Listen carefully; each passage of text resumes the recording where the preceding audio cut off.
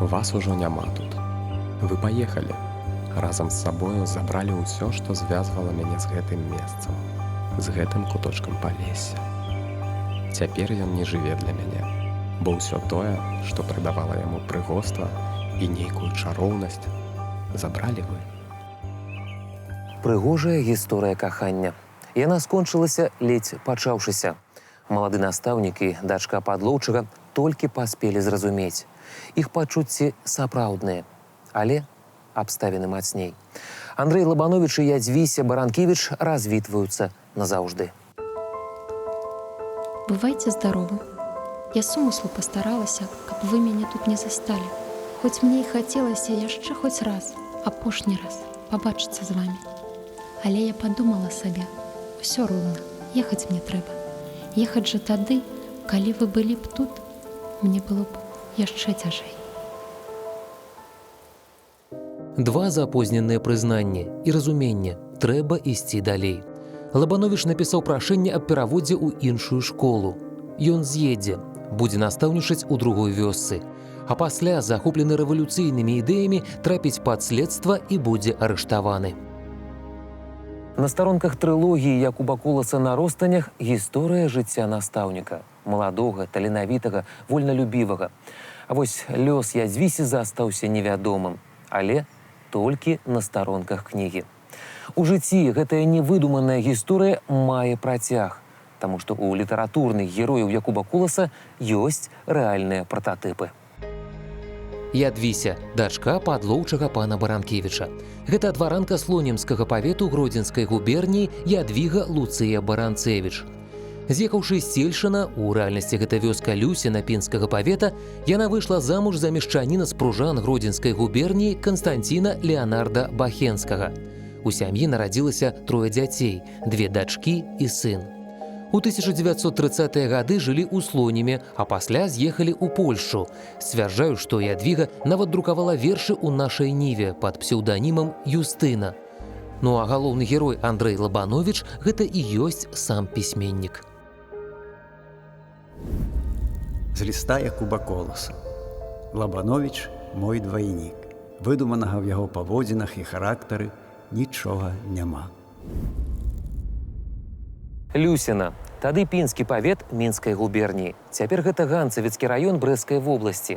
Гэтая палеская вёска амаль на 2 гады, з 1902 па 1904, стала першым месцам працы будучага пісьменніка. Сюды ён прыехаў пасля заканчэння Нясвіжскай настаўніцкай семінарыі і палюбіў назаўжды гэтыя мясціны і людзей, якія тут жылі. А потым, на аснове сабранага матэрыялу, Якуб Колас напісаў аповесць «У палескай глушы». Гэтая кніга стала першай у трылогіі «На ростанях». Праўдзіва і ярка пісьменнік паказаў побыт і жыццё палешукоў. Палессе для яго стала пасля бацькаўшчыны любімым краем. Сам факт, што трылогія прысвечана. Акрамя гэтага вы знойдзеце і вершаў багата пра Палессе. Ну і ва ўспамінах адчуваецца, што ён быў прывязаны да гэтага краю душою. І, канешне, прырода палеская, але ж і людзі. З ліста Коласа да люсінцаў. Чэрвень 1948 года. Пашалюсінская школа была маім першым настаўніцкім месцам, з якога пачалася мая дарога ў жыццё.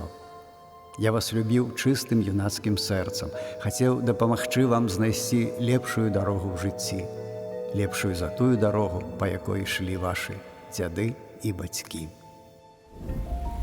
Жыхары вёскі Люсіна сталі прататыпамі герояў першай кнігі «У палескай глушы».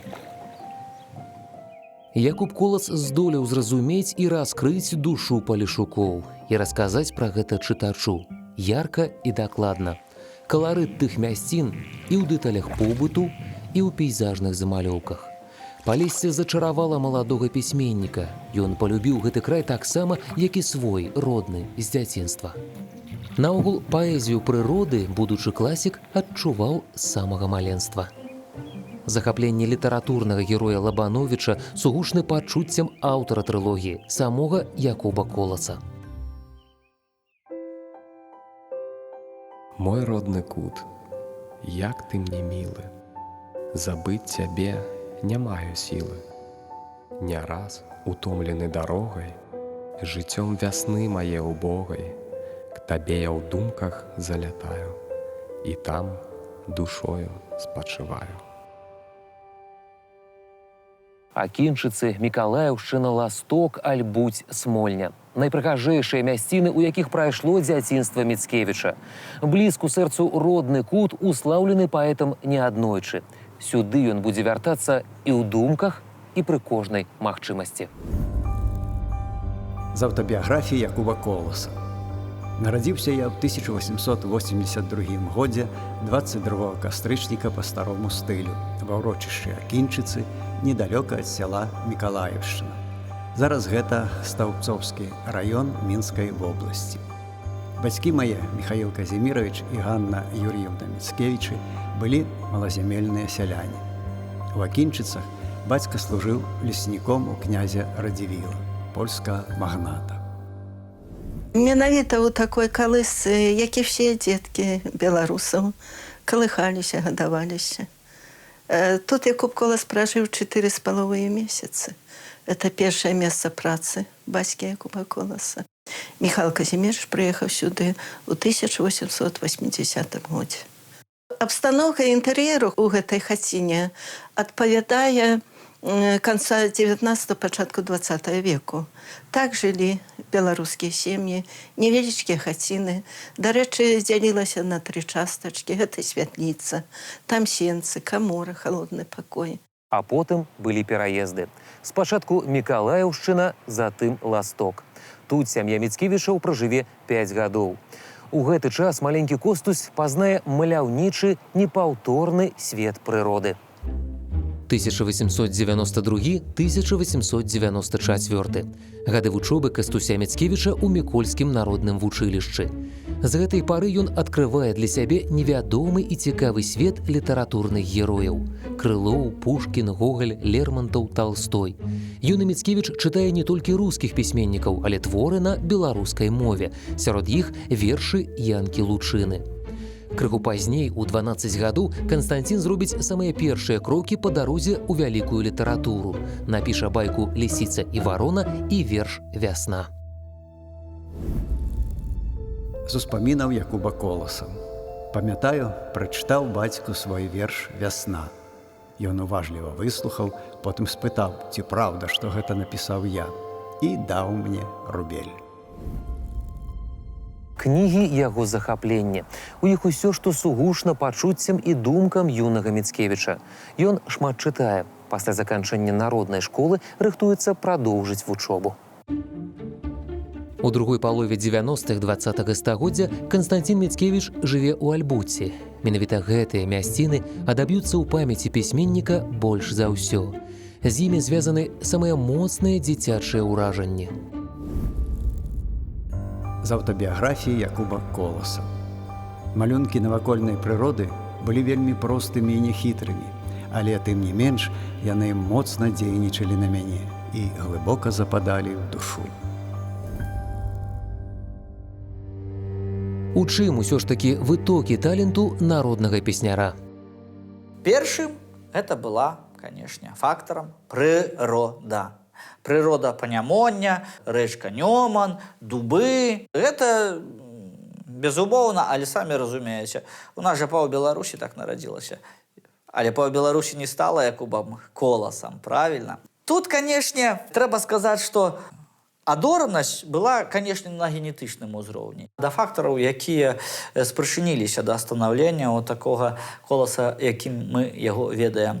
Конечно, трэба аднесці маці. Менавіта яна стала тою нітачкаю, што прывяла Якуба Коласа да народнай культуры, да фальклору. Прычым это непісьменная сялянка. Дарэчы, быў у жыцці Канстанціна Міцкевіча яшчэ адзін чалавек, які паўплываў на фарміраванне яго светаўспрымання. Гэта родны дзядзька Антось. З успамінаў Якуба Коласа. Самы моцны ўплыў рабіў на мяне мой дзядзька па бацьку. Ён валодаў у высокай ступені здольнасцю прыцягваць да сябе дзіцячыя сэрцы. Ён жа першы прышчапіў мне цікавасць да баек Крылова. Калісьці ён вучыўся ў народнай школе і сам захапляўся імі. Да ўсяго гэтага далучалася яшчэ ўменне цікава расказваць і разуменне дзіцячай псіхалогіі.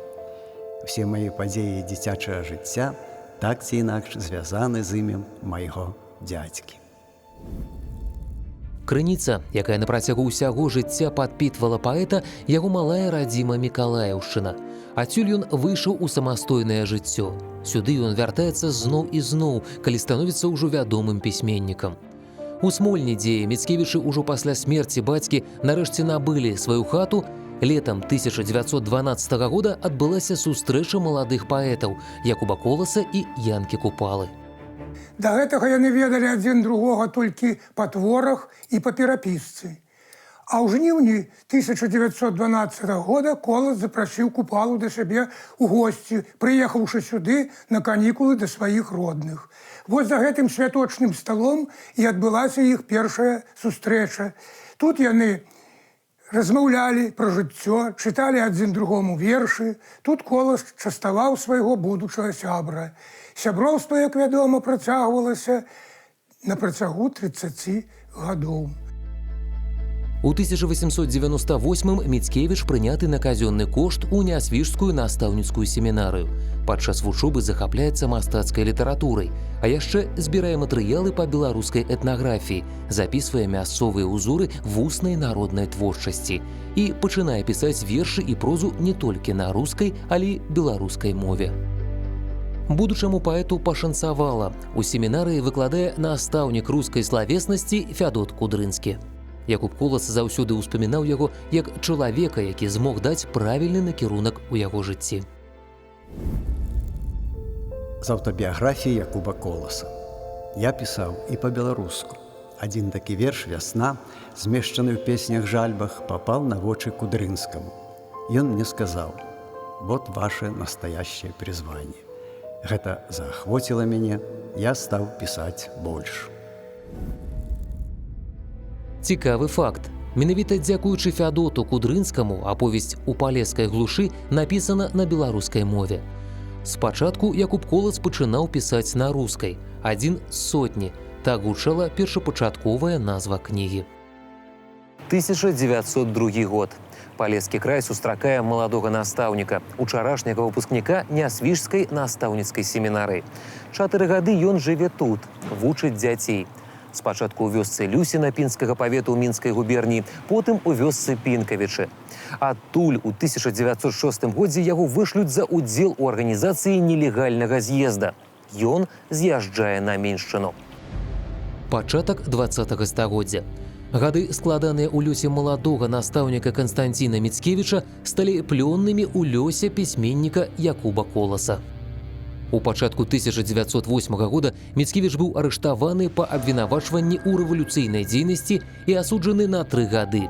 Мінская турма, у якой, здавалася, павінна спыніцца любая дзейнасць, стала чарговым этапам у творчасці пісьменніка. З успамінаў Якуба Коласа. У апошняе кола я прыйшоў з тым жа настроем, які насіў і ў першым – працаваць слова. Я ледзь пачаў выбівацца ў друк, а тут за шкірку ды ў каталажку. Вырвацца надзея была, а пісаць, тым больш друкавацца наўрад. За кратамі рыхтуецца і выдаецца першы зборнік песні-жальбы. За кратамі пішуцца першыя радкі новай зямлі. За кратамі ўзнікае шэраг вершаў хрэстаматыйных. І вось свой гэты досвед, турэмны, цяжкі досвед, Якуб Колас таксама вырашае пакласці у мастацкім выглядзе у паэме «Сымон Музыка». У яго ўзнікае задума паказаць жыццё мастака і пераадоленне вось гэтых пякельных колаў перашкод. Прайшло 6 гадоў з таго часу, як Якуб Колас пакінуў Палессе. І вось зноў ён тут, у краі, дзе калісьці сустрэў сваё першае каханне, Ядзвісю Баранцевіч. Аб ёй значна пазней і раскажа ў першай аповесці трылогіі «На ростанях». Прыгожая, але сумная гісторыя. Але гэта толькі невялікі эпізод у жыцці пісьменніка. А пазней менавіта на Палесе ён сустрэне тую, якая стане любімай жанчынай на ўсё жыццё. 1912-1914 гады. Пасля выхаду з турмы Колас настаўнічае ў прыходскім вучылішчы горада Пінска. У гэтым жа горадзе выкладае і маладая настаўніца чыгуначнай школы Марыя Дмітрыеўна Каменская. У 1913-м яны авянчаюцца.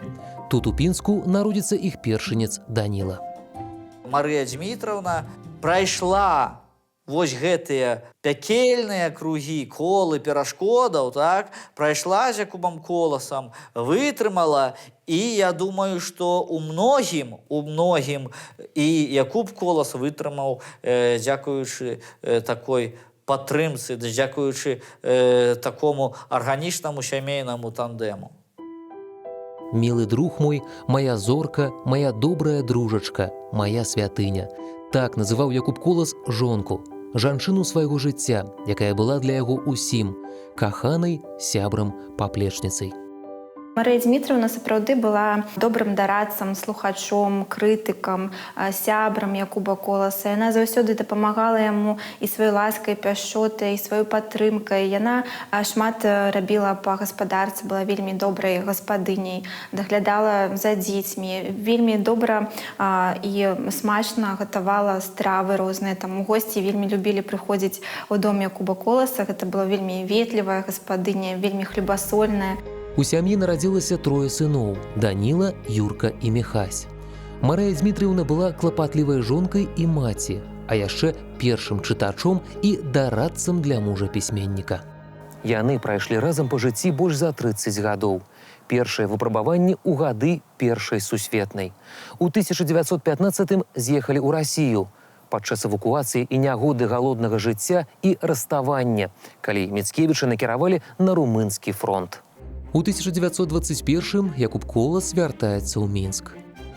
1920-1930 – гэта час актыўнай грамадскай дзейнасці Якуба Коласа. Яму прысвоена званне народнага паэта Беларусі. З 1929 года ён віцэ-прэзідэнт Акадэміі навук Беларусі. Якуб Колас удзельнічае ў рабоце з'ездаў савецкіх пісьменнікаў. Як мудры чалавек, ён разумеў, не ўсё адразу можа быць так, як яму хацелася б. Ён прыняў савецкую ўладу, ён прыняў сам факт. Беларусь была абвешчана ў выглядзе хаця б рэспублікі. Якубу Коласу гэтыя працэсы падабаліся, але яму не падабалася яшчэ і шмат іншых момантаў. У прыватнасці тое, што паўстала цэнзура, вельмі уважлівая цэнзура.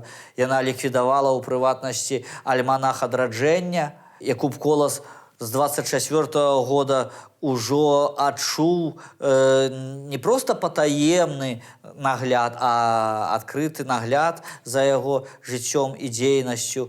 Пра 30-е гады я ўжо, прабачце, гаварыць не буду, тут усё відавочна. Нягледзячы на заслугі, пісьменнік трапляе ў поле зроку савецкіх рэпрэсіўных органаў. У 1925-м у яго быў праведзены вобыск, затым і допыт у сувязі з так званай лістападаўскай справай, якая датычылася контррэвалюцыйнай арганізацыі на Случчыне. Яго абвінавачвалі ў прапагандзе ідэі бескласавасці беларускай нацыі, ідэалізацыі кулацтва. У 1930 годзе Якуб Колас быў вымушаны публічна каяцца ў, так бы мовіць, палітычных памылках. Але потым, у 36-м, на адкрытым сходзе пісьменнікаў падчас дыскусіі пра фармалізм у літаратуры Якуб Колас звернецца да прысутных са смелай прамовай. З прамовы Якуба Коласа па ўспамінах гісторыка Аўгена Калубовіча. Не можам дашукацца фармалізму в нашай літаратуры і фармалістычных твораў. А я ведаю такі твор. Мая аповесць «Адшчапенец». Сырая, схематычная, нерэальная. А чаму? Таму што наша крытыка, а галоўна Бэнда, за глаблёю в руках бегаў за мною і патрабаваў, каб я як найхутчэй адгукнуўся на калектывізацыю. Дык вось я і адгукнуўся. Цяпер я публічна адмаўляюся ад яе. У 38-м Коласу пагражаў арышт, але ад вышэйшага савецкага кіраўніцтва санкцый не было. Потым зноў вайна, зноў эвакуацыя ў Расію. І самая страшная бяда – з вялікай айчыннай не прыйшоў сын Юрка. Марыі Дмітрыўне было цяжка перажыць гэтую трагедыю. У 1945-м яе не стане. І дзе знайсці мне тыя словы, каб выказаць жальбу маю? Мне не стае душы паловы. Свой боль я ў сэрцы затаю. І праз усё жыццё Якуб Колас прынёс менавіта шчымлівае трапяткое пачуццё кахання да сваёй Марусі, як ён яе называў. І пасля смерці ўжо сваёй жонкі у адным з лістоў да сваёй знаёмай ён напісаў, што «Мая нябожчыца жонка Марыя Дмітраўна, такіх жанчын сустракаюцца 1 на 10 000 жанчын. І на маім шляху было шмат маладзіц і жанок вельмі прыгожых, але я імі захапляўся, але скажу па шчырасці, верце ці не верце, але перад сваёй жонкай я заўсёды заставаўся чысты, я ніколі ёй не здрадзіў». 1945 год для мяне асабіста быў цяжкім годам. Я асірацеў і глыбока адчуў боль сваёй утраты майго лепшага друга. Гэты боль не мог не адбіцца і на маёй рабоце, прызнаваўся спустошаны творца. Пасля вайны, вярнуўшыся ў Мінск з сярэдзіны 1940-х, Якуб Колас працаваў у Акадэміі навук Беларусі, быў вядомы як грамадскі дзеяч. Але мала хто ведае, што пісьменнік часта падтрымліваў тых, хто меў патрэбу ў дапамозе. Напрыклад, вядомы факты, і Заір Азгур, вядомы беларускі скульптар, помнік Якубу Коласу на плошчадзі імя яго таксама, гэта яго тварэнне. Ён таксама маладому скульптару дапамагаў матэрыяльна, кожны месяц пералічваў яму грошы. Да яго звярталіся ўсе, хто ведаў паэта. Прасілі купіць акардэён, набыць вясельную сукенку, купіць карову, змяніць дах і проста пазычыць грошай. І ён адгукаўся. Шмат лістоў заўсёды прыходзіла, вялікімі мяхамі прыносілі іх у дом Коласа, і ў нашага пісьменніка была звычка. Заўсёды ні адзін ліст Колас не пакідаў без адказу. Навуковая праца – важная старонка ў жыцці Якуба Коласа. У 1950-е ён удзельнічаў у падрыхтоўцы першага выдання руска-беларускага слоўніка. Пісьменнік, які з'яўляецца адным з заснавальнікаў сучаснай беларускай літаратурнай мовы, быў упэўнены. Наша мова – галоўны сімвал духоўнага здароўя нацыі. У 1956-м Якуб Колас напісаў ліст у вышэйшыя партыйныя інстанцыі, у якім прапанаваў меры па абароне нашай мовы. Якуб Колас стаіць ля вытокаў сучаснай беларускай літаратуры навейшага перыяду. Якуб Колас стаіць ля вытокаў дзяржаўнасці Беларусі. Якуб Колас шматслойны, шматзначны, шматгранны і думаю, што даследчыкаў творчасці Якуба Коласа яшчэ чакаюць адкрыцці. Якуб Колас – шматгранны пісьменнік, сцвярджаюць літаратуразнаўцы. Асабліва тонка і пранізліва гучаць яго паэтычныя радкі аб пачуццях да малой радзімы, да прыроды. А вось любоўная лірыка – тэма для Коласа вельмі асабістая. Канешне, тэма кахання ў творчасці Якуба Коласа была, як і ў жыцці. Так? Аднак ён аднойчы прызнаўся, што не разумее, як тое, што ляжыць у душы на глыбіні яе, тое, што з'яўляецца надзвычай інтымным, выкладаць на паперу. Пісьменнік аднойчы расказаў аб юнацкім каханні. Паведаў так, што вобраз Ядзьвісі натхніў мастакоў на творчыя палотны. А вось пачуцці да адзінай любай жанчыны, жонкі, заставаліся толькі ў адносінах, рукапісах і лістах. У двары дома, дзе жылі Міцкевічы, Якуб Колас пасадзіў 4 дубы, назваўшы іх па імёнах мужчынскай паловы сям'і Міцкевічаў – Даніла, Юрка, Міхась і Колас. А бярозка у памяць аб сваёй Марыі. Да апошніх дзён ён паўтараў: «Яна адзіная, на 10 000 іншых жанчын.